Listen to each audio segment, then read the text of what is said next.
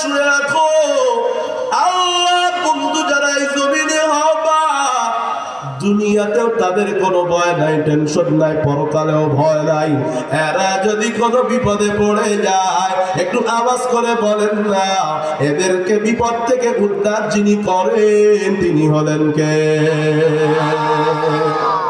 আল্লাহর বন্ধু কি হতে চায়? আবু হুরায়রা বলে, নবী আল্লাহর বন্ধু আবার কে না হতে চায়? আল্লাহর নবী বলেন, আবু হুরায়রা ইত্তাকিল মাহারিমা তাকুন আবাদান নাস। তুমি গুনাহ ছেড়ে দাও, আল্লাহকে ভয় করে নাও রে আবু হুরায়রা।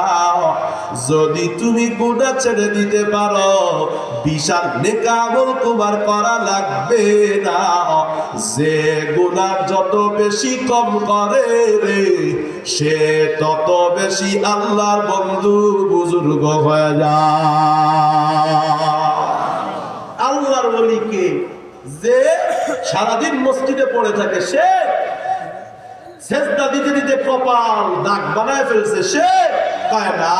আল্লাহর বন্ধু সে যে গুনাহ কম করে, এ আল্লাহর বন্ধু। মনে করেন একজন আপনার সাথে সম্পর্ক আছে, কষ্ট দেয় আবার ভালোবাসে। একটা ছেলে আছে, বাপরে কষ্ট দেয় আবার ভালো বেশি বাসে। আর একটা ছেলে আছে, বাপরে কষ্ট টোটালি দেয় না, ভালোবাসে কম কম। বলেন তো দেখি, কোন ছেলেটা আপনার প্রিয়? হ্যাঁ, যে কষ্ট দেয় ভালোবাসে সে না, যে আপনাকে কষ্ট কম দেয়। আমার মা মাঝে মাঝে, অনেকের মায়ের বলে, কি বলে যে অমুক মেয়ে বা অমুক ছেলে জীবনে কোনোদিন আমার কষ্ট দেয় না। মানুষ এটা মনে রাখে, কিন্তু আল্লাহ পাকের সিস্টেমটা ভিন্ন। আল্লাহ পাকের সিস্টেম হলো যে গুনাহ করে আবার ক্ষমাও চায়, আল্লাহ তাকে পছন্দ করে।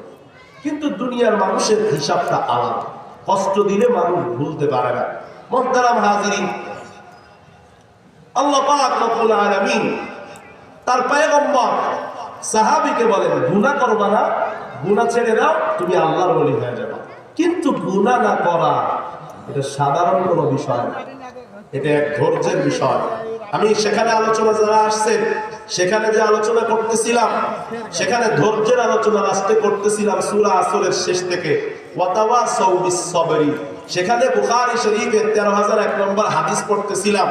আল্লাহর নবীর একজন সাহাবীর বিবি, মহিলা মানুষ, ছেলে মারা গেছে, স্বামীর সন্তানের ত্রুটি করে নাই, ছেলেকে ঘরে রেখে স্বামীকে ভাত খাওয়াইছে, স্বামীর চাহিদা পূরণ করছে, এরপরেও স্বামীকে বলে নাই, সকালে বলছে